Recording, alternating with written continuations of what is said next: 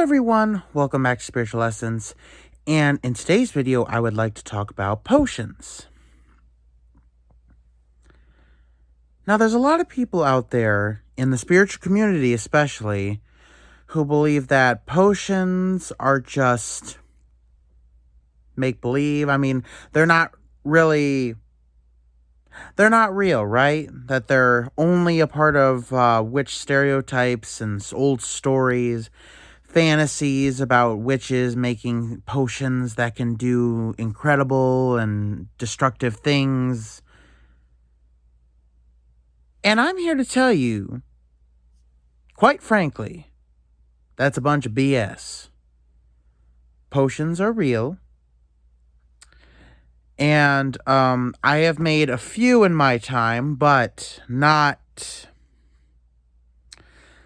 maybe not as magnificent as some of the stories make them out to be, like potions that can turn people into frogs, and potions that, I don't know, can make inanimate objects come to life. It would be amazing if we had such things, but as of right now, we don't. No. So, potions are a mixture, usually of herbs or other things from nature, as well as your own energy and or magic to make a desired effect. Herbal remedies can alleviate sickness. You have herbal ointments for skin ailments or to heal wounds, to detoxify the body, and many more. Now, the potion that I made a while back, so I had gone through a time where I was eating a lot of greasy food, and the grease caught up with me because I felt like sick for practically a whole week. And I knew it was because the oil buildup, so I needed something to detoxify my body. So one thing I did was I drank milk, because milk can actually distort oil. It's better than water. But I also made myself a detoxifying potion. Now, what did this potion consist of? Some herbs I had lying around, like rose petal, and they were like crushed up and dried. I had yarrow, which is good for healing. Cornflower, which is good for detoxifying. Peppermint, and hibiscus flower. I put all those in one, and I remember that the water, so what I did was, and I know, it's much better to show you guys these recipes, and I do hope to in time, but right now I just want to talk about them. But basically, I put a half a pot of water on the stove. I let it boil fully before I put the herbs in, because it aids in infusion. And, hi, kitty. You want to come here? Here.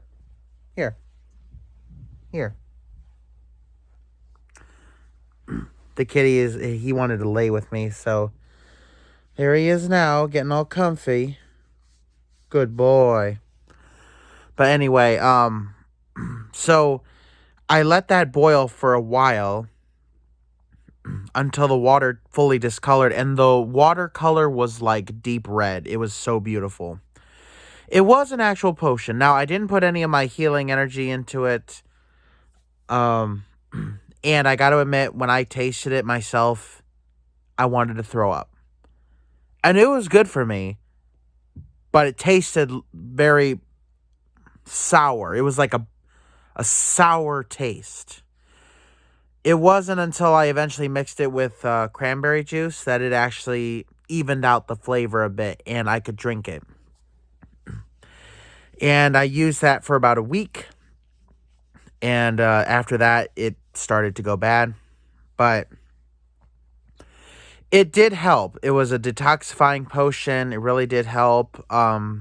as well as, just making sure I didn't eat any greasy food. There was another one that I did. It was a mix of peppermint, eucalyptus, and lavender. Now, this was not to drink. You cannot consume eucalyptus. Eucalyptus is toxic. Peppermint and lavender are fine, but eucalyptus is not. And what did I use it for then? So I put it on my walls. I rubbed it all over my body, and on the corners of my bed for bugs, because there were like earwigs down here and spiders. Didn't see any of them for weeks, and it kept for an entire week. So I was just rubbing that all over my body when I went to bed. I was rubbing it all over my walls near my bed, and I rubbed it on the floor too. And it really did help. I even used it outside, and because there were a bunch of flying ants, they scattered within minutes. Now, see, that was just an herbal concoction made to dispel bugs, but it's a potion nonetheless. Not all potions are meant to be drunk. Some are to rub on the skin for things like eczema or maybe a rash, but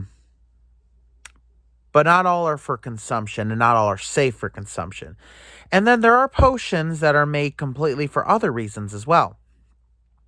Like some might be left out under the light of the moon to work in a spiritual practice, to create an energy field. Put that in a circle and you got a nice magic circle. Some might be used to line the barrier of a property to prevent evil from coming in, whether it be physical or spiritual. Potions are real.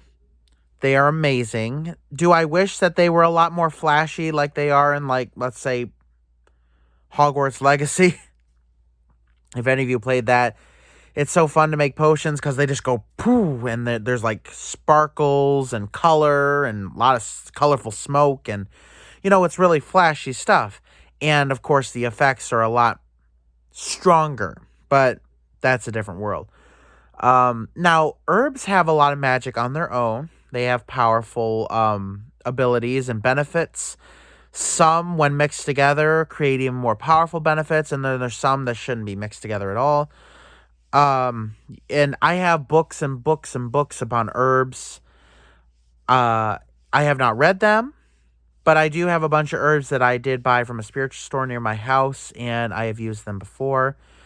Like chamomile. I've made chamomile tea before. Herbal teas are a type of potion too.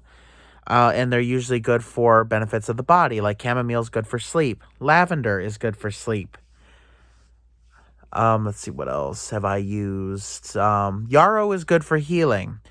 Hibiscus and rose together are actually pretty tasty together, and they are good for detoxifying the body and aid in healing. Let's see what else. Peppermint is soothing and calming. So is spearmint. It's good for if you have stomach aches. It helps soothe the stomach. Let's see what else. I'm trying to think about the other ones that I have made.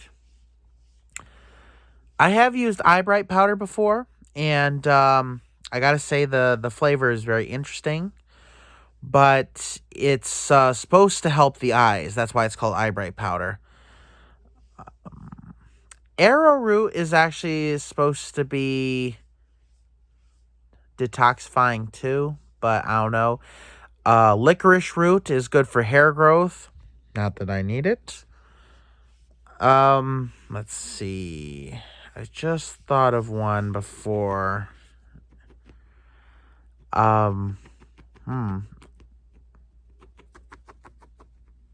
You okay, kitty? There was one I was just thinking about, but either way, potions are incredibly useful, and herbs have a lot of different uses, and there is tons. out there to use. I have only used a few. But truth be told, there is a lot more out there that I would like to experiment with, to try. It's so amazing. Oh, cornflower is good for detoxifying too. Catnip is also good for detoxifying the body, but don't take too much because it clears the bowels. But yes, you can eat and drink catnip, but only 1 cup. That's all it takes. It detoxifies the body. If ever you have food poisoning, as long as it's not severe, catnip tea should clear it right up. Also, there are other things like spices. Garlic. Garlic is my favorite. It is a natural blood thinner. It can clear the body, so it can clear the body of like blood clots and also help clear your arteries with enough. It detoxifies all of your body, your blood. I have drank garlic tea before.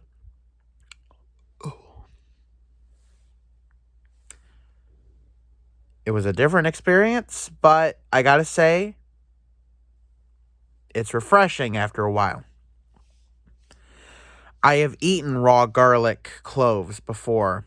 Ooh, did that burn, but my nose had never been more clear. Onions. Onions are also detoxifying agents. In fact, I don't know if this is true. Let me know if it's true. But wrapping onions underneath your feet at night detoxifies them. Let me know if you tried this. I've heard this is true, but I don't know. Let's see. Rubbed sage is supposed to activate the metabolism. Let's see. Cloves are good to clear sinuses, as well as very strong. Cinnamon is also detoxifying because it absorbs things. It absorbs water, but it can also absorb toxins in the body. There are many different types of mushrooms that are also good, but mushrooms essentially detoxify the body, but you can't take too much because they can also absorb vitamins. They're that powerful. So there's many different herbs out there that are beneficial and can be made into a potion. You just got to make sure that you do your research and that you're not ingesting poison. Got to be safe here, guys. So the recipes that I told you, they are very good. And just make sure you do your research because not all herbs are meant to be taken orally. And it is not safe to drink essential oils. You can rub them on your skin. You just can't eat them. Not that I've ever tried. I actually looked that up beforehand, and they say essential oils are not good to be ingested. So just make sure you do your research, but you can make a lot of cool potions that do a lot of amazing things for the body and its health. You just gotta find the recipes and do your research. Try and experiment. And try to look up recipes on YouTube too. I haven't tried that, but there's probably a lot of people who have a lot more recipes than I do.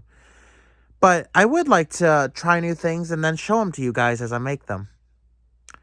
So potions are very real, and they can be very powerful, and they have many different uses, both in and out of the body. Thank you guys so much for watching. Please subscribe. Don't forget to hit the bell button so you don't miss any of my future uploads. And have a good day, everyone.